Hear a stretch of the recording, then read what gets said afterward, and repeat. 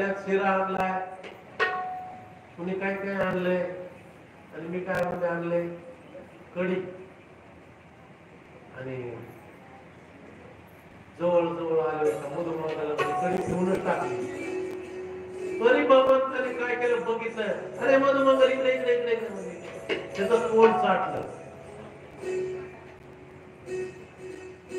तोंडच चाटलं देवा. आता बस मध्ये जेवायला.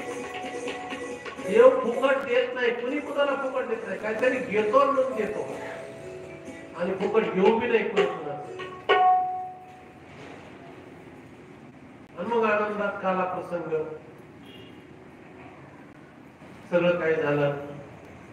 मग ते काला देवाचा सगळेच एकत्र केलं, त्याचं नाव पडलं काला. आणि मग देवाला वाटतं आपल्याला यांच्या बरोबर मिळावा.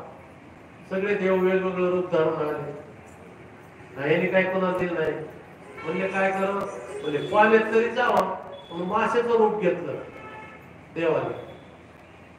कृष्णाने सांगितलं आपल्या आपल्या शेताला हात समजले. पण ब्रह्मदेवाला रागच आला. ब्रह्मदेवानं काय केलं, लांब यांच्या गायी गेल्या. गाय म्हणजे कोण, माया बदलली, आपलं मन विषयात रमलं तसं ते. आणि ब्रह्मदेव घेऊन गेले. देवानं ओळख केलं गोपाल कृष्णाने, जशाला तसे सगळे केले. 1 वर्ष ब्रह्मदेव बेजार झालं. ते बाळ गोपाळाने गायीन वासराला सांभाळता सांभाळता पुन्हा आले वापस. कृष्ण म्हणले बाबा हे तुझं सांभाळ. एक लेकरू सांभाळायचं म्हणलं तर 12 माकडाच्या खोडी करतो ना, आईलाच माहिती. आणि ब्रह्मदेव बेजार झाला. गोपाळ कृष्ण अशा अनेक लीला भगवंताने केल्या. आणि काला प्रसंग झाला. रेणुकासुर आला, त्याचा वध केला देवाने. पुन्हा मग यमुनेमध्ये सगळ्या गवळणी स्नान करतायत. आणि स्नान करत असताना वेदव्यासजी ज्यांनी 18 पुराण, 6 शास्त्र, 4 वेद आपल्यासाठी करून ठेवले, ते आणि त्यांचा मुलगा शुकाचार्य स्नान केलेले. माता मावल्या त्या गंगेत स्नान करतायत. आणि शुकाचार्य गेले जवळून, त्यावेळेस मोकळ्या मनानं माता मावल्या स्नान करतात. आणि व्यास महाराज चालले की त्याने अंगावर कपडे घेतले.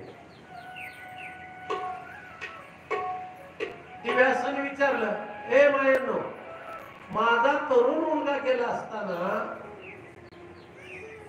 तुम्ही अंगावर कपडे घेतला नाही, आणि मी 1100 वर्षाचा असताना तुम्ही कपडे घेता. तर एका ज्ञानी माता माऊलीने सांगितलं, महाराज ते शुकाचार्य स्त्री आणि पुरुष भेद जाणत नाही. लहान मुलासारखं त्यांचं मन आहे. तुम्ही स्त्री आणि पुरुष भेद जाणता, म्हणून मी अंगावर कपडे घेता. आणि तेवढ्यामध्ये बालकृष्णानं, त्या गोपाळ कृष्णानं एक घोड केली. हळूच आले आणि त्या माता माऊलीने कपडे जे काढले होते, नदीच्या काठावर ठेवले होते, ती कपडेच घेऊन त्या झाडावर जाऊन बसले. कोणत्या कदंबाच्या. आणि मग त्या गवळणीमध्ये तेरे काना चोळे आणि लुगडी. तेरे काना माझे कपडे दे, तेरे काना काना दे रे चोळी आणि लुगडी.